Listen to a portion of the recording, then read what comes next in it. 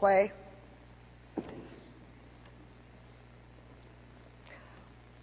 Welcome.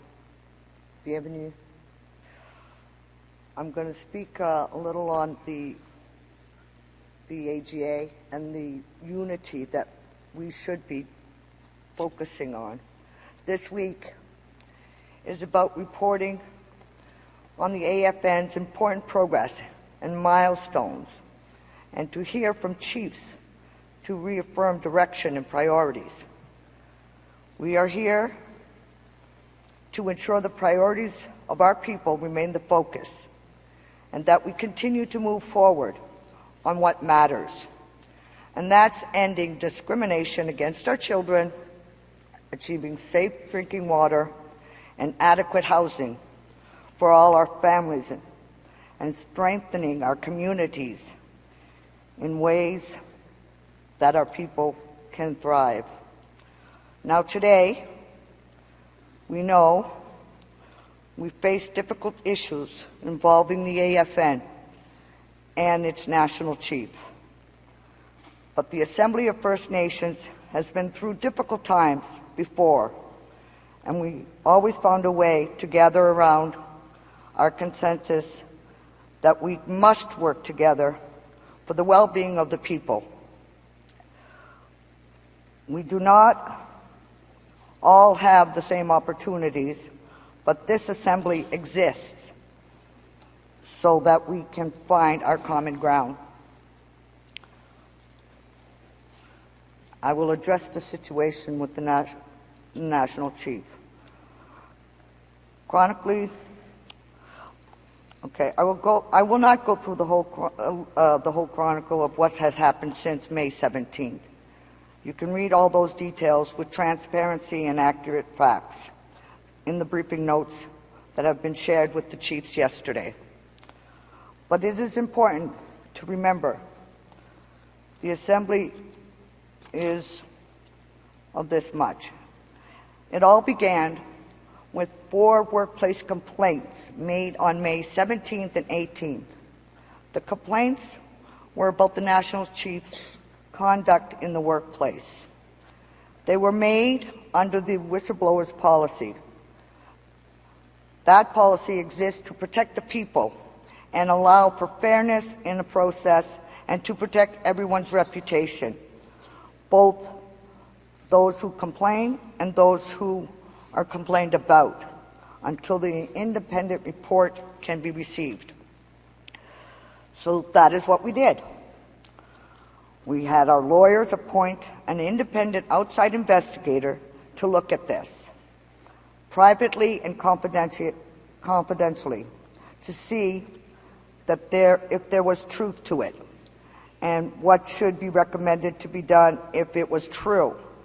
We told the national chief that we were doing this, and we told her, as she already must have known, that the whistleblower policy protects confidentiality until the investigation is done.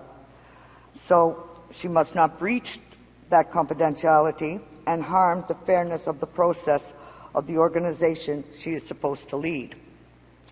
But the day after the national chief was told that she would be contacted by the investigator, she gave a speech to the Ontario chiefs and accused the plaintiffs of corruption.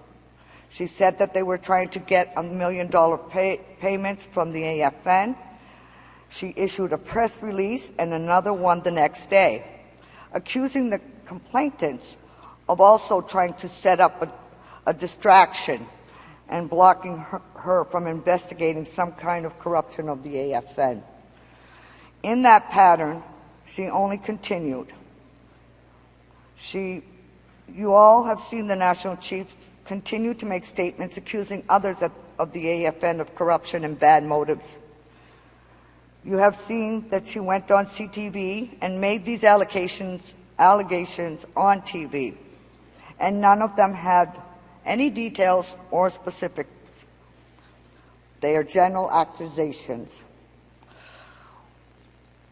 What you have not seen is any answer to the question, was there anything wrong done in the workplace? That is the important question. and one that we must need an independent answer to. And we are trying to get that through a fair workplace investigation process, which the National Chief's words and actions have made nearly impossible. We have seen the National Chief take an AFN to court and actually asked the court last Thursday, June 30th, to make an order for how the Assembly should decide on the issues about the National Chief.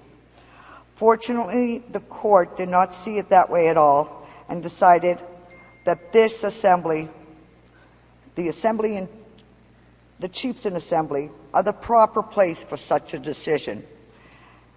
And you have seen that when the National Chief lost that case, she went around more confidential, she released or sent around more confidential information. On Friday, July the 1st, she accused a long list of contractors to the AFN over the years and suggested they were involved in corruption as well. None of these matters were ever brought to the Executive Committee, nor the workplace investigator. Instead, the National Chief continues to send them in emails and speeches and Twitter, where there are no questions to have to be answered or details need to be explained. And now, some of these contractors on that list are writing and telling the AFN that they may have claims. For releasing a list and calling people corrupt on the list, these people's businesses are in jeopardy here. They're being accused of corruption, and because that list doesn't say who did what or anything, but it's a list accusing everybody of being corrupt. We have taken this seriously as an organization, and we, as an executive committee, and this Assembly now needs to take action here.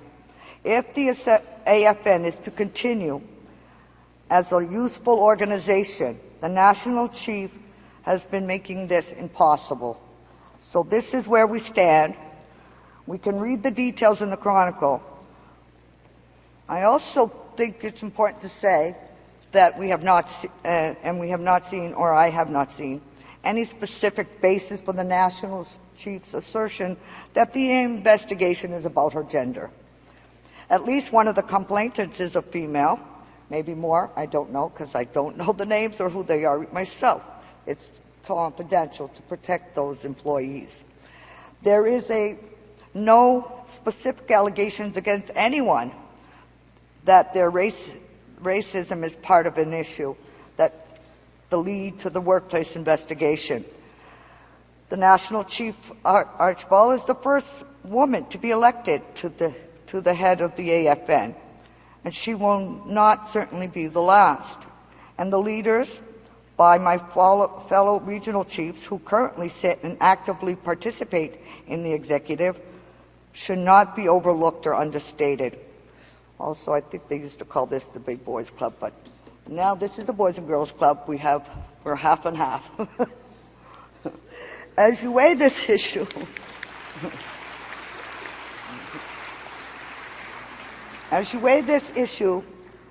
this is what is important.